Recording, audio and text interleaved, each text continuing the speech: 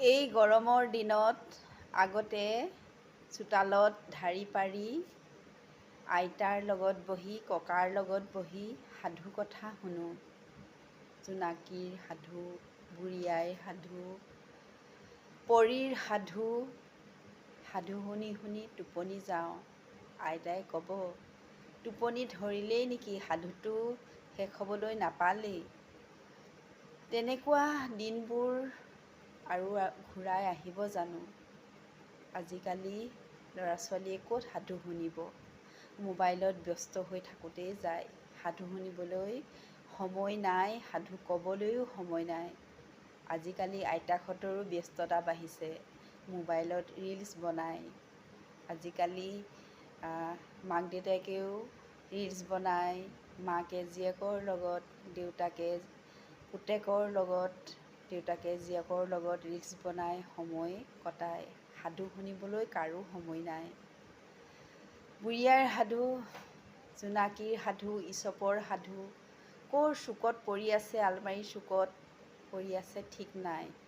সেইবোৰ এতিয়া অতীত হ'ল। এতিয়া ডিজিটেলৰ যুগ, মোবাইলৰ যুগ। মোবাইলতে সকলো পায়, কিন্তু মোবাইলতে সকলো পায় যদিও মোবাইলে জানো আন্তৰিকতাবোৰ ধৰি ৰাখিব পাৰিছে? কেতিয়াও পৰা নাই। মানুহৰ আন্তৰিকতাবোৰ, মানুহৰ মৰম চেনেহবোৰ যেন আঁতৰি যোৱা যেনহে লাগে। আগৰ কথাবোৰ মনত পৰিলে দুখ লাগে।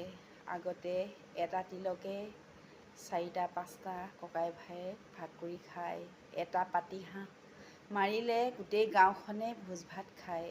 কিন্তু এটা পাতিহাঁহে আজিকালি এটা পৰিয়ালকে নুজুৰে।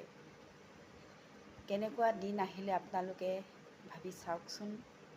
মানে নুশুনা নুবুজা কথাবোৰ এতিয়া শুনিবলৈ পাইছোঁ। আৰু কিছুমান কথা হজম নহয়, মানে যিবোৰ কথাই মানুহক দুখ দিয়ে, তেনেকুৱা কথাবোৰ আজিকালি মানে চৰ্চা হয়। সাধু শুনাৰ বিপৰীতে আজিকালি পৰচৰ্চা, পৰনিন্দা এনেকুৱা কথাবোৰহে বেছি হয়। আগৰ দিন আৰু নাই। আগৰ সেই ৰামো নাই, আগৰ অযোধ্যাও নাই। আগৰ নাতিও নাই, নাতিনীও নাই, আগৰ ককাও নাই, আগৰ আইতাও নাই। আজিকালি সময় নাই, সাধু শুনিবলৈ সময় নাই, মানুহৰ কথা শুনিবলৈ সময় নাই, মানুহৰ মৰম চেনেহবোৰ বিলাবলৈ সময় নাই, আন্তৰিকতাৰে